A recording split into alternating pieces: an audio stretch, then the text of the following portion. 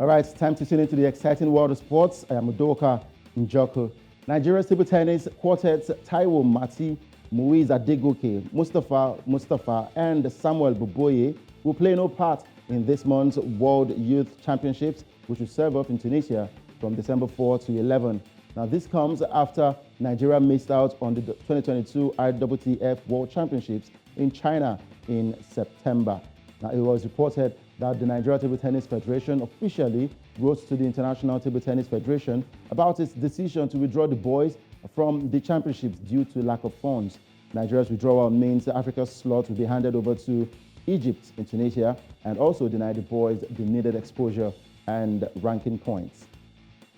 And to the FIFA World Cup now, defending champions France won its World Cup groups despite losing to Tunisia 1-0 on Wednesday. Wahbi Khazri scored in the 58th minutes to give the Tunisians the victory, but it wasn't enough to get them into the round of 16. Australia defeated Denmark 1-0 in the other Group D game and also finished second on goal difference. Khazri's goal was his 25th international goal for Tunisia and his third at the World Cup. It was Tunisia's third victory at a World Cup, and it was France's first loss at the tournament since the 2014 quarterfinals when Germany defeated them by a goal to nil. Antoine Griezmann thought he had even the scoreline in the 8 minutes of stoppage time, but it was ruled out for offside following a video review.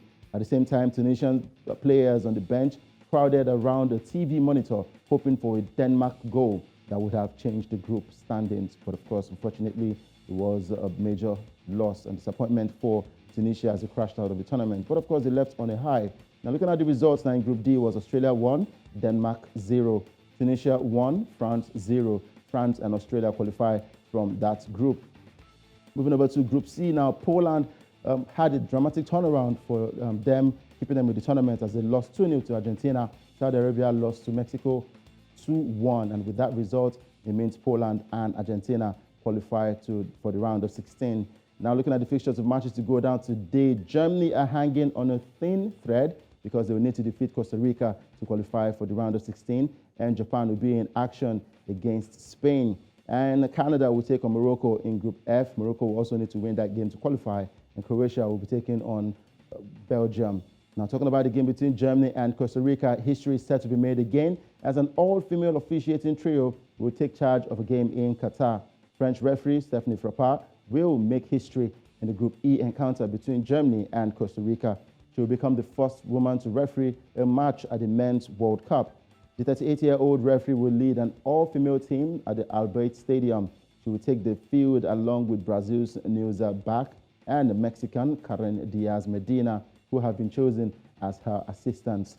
All eyes will be on the Group E fixture because Germany and Costa Rica can qualify for the knockout rounds. The Germans are fourth on the table with 1 point, while Costa Rica are placed above them with 3 points. So both teams will need to win that game. So if Germany wins, they qualify. If Costa Rica wins, they will qualify. All right, on a sad note, let's talk about Brazil legend Pelé. He has been admitted to hospital, but his daughter has confirmed that there was no emergency involved. Earlier on Wednesday, Pelé had been taken to Sao Paulo's hospital with general swelling, but his daughter, Kelly Nascimento, posted on Instagram that there was no new dire prediction. Pelé had a tumor removed in September 2021 and has since had regular treatment at the hospital. This 82-year-old was having cardiac issues, and there are concerns that his chemotherapy treatment is not having the expected effect. Now for Pelé, he is Brazil's all-time leading scorer with 77 goals in 92 games, and the former striker is one of only 4 players to have scored in 4 World Cup tournaments. And to the NBA, looking at the results of matches played early this morning, Cleveland Cavaliers defeated the Philadelphia 76ers 113 to 85 points, and it was a big win for the Atlanta Hawks over the Orlando Magic 125 to 108 points, and the Boston Celtics beat Miami Heat 134 to 121 points. And Brooklyn Nets kept on with their winning streak as they defeated Washington Wizards 113 to 107, and Milwaukee Bucks defeated New York Knicks 109 to 103. And Timberwolves, talking about the Minnesota Timberwolves, defeated Memphis Grizzlies 109 to 101 points. And for New Orleans Pelicans, they got a win over the Toronto Raptors 126 to 108.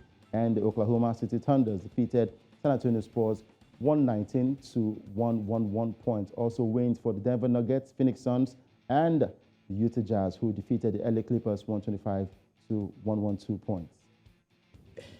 And that's a wrap on Sports Updates on Breakfast Central. I am Udoka Njoko. Back to you, Olive and Sarage. Happy New Month. Can you maybe guess the story that excites me the most in there?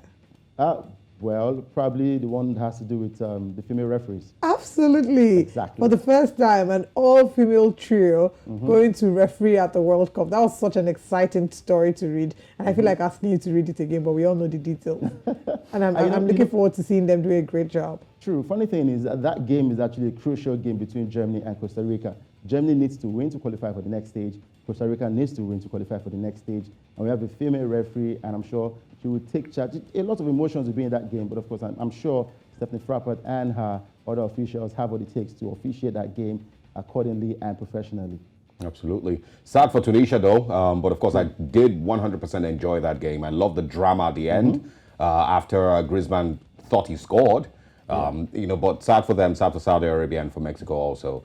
We look forward to seeing what the round of 16 brings. But wait, before you look forward to see what the round of 16 brings, you mentioned how you're sad for Tunisia, right? France thought they scored, and at the end of the day, at the last minute, they found out that they weren't awarded the goal. That's after celebrating the goal. Is that not similar to what Ronaldo experienced? That everybody's making a big deal out of. You had to bring Ronaldo into this conversation.